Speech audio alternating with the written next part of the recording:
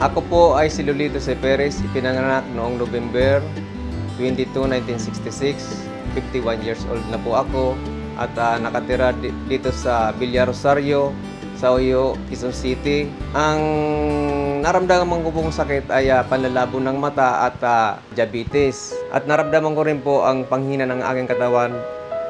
Kwininto ko sa aking asawa ang aking naramdaman. Ang sabi niya, magpatingin tayo sa doktor.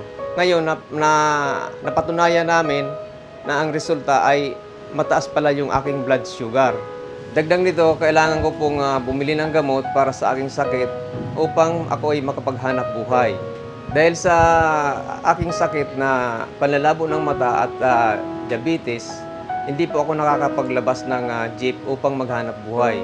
Tuwing ako ay nagmamaniho at malapit na sa stoplight, nakita ko ang stoplight ay imbis na bilog ay para ng bulaklak, lumalaki. Bilang isang driver, kailangan ko po talaga ang malakas na pangangatawan at paningin. Dahil iyon po ang aking kapital upang makapaghanap buhay at kumita ng pera. Nakita ko rin po ang pag-aalala ng misis ko dahil sa aking kalusugan. Lagi po siyang nag-aalala sa akin. Tinatanong niya ako, kaya mo ba? Sabi ko, pilitin ko. Sabi niya naman, wag na lang kasi baka ano pa mangyari sa'yo.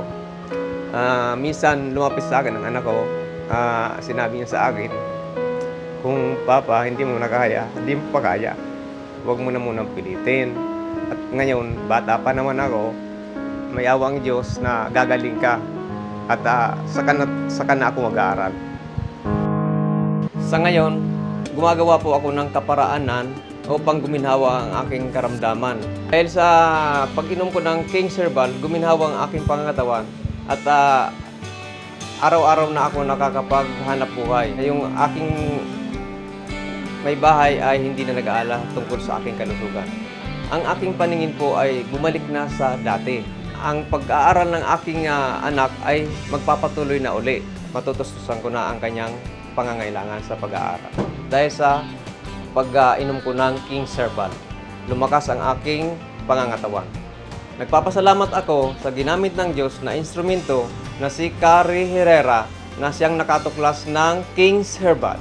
Kung mayroon man akong higit na pasasalamatan, walang iba kundi ang nag-iisang Diyos. Minabuti ko po sapagkat kung pupunta pa kayo sa main office, napakalayo. Kaya naglagay po kami yung pong cell number na nakalathala sa ilalim ng screen na ito. Pwede po kayong makipag-ugnayan at ito po ay sinasabi ko at pinatotohanan, ito po ay authorized distributor ng Abanyong Lingkod mula pa noon at magpakailan pa man.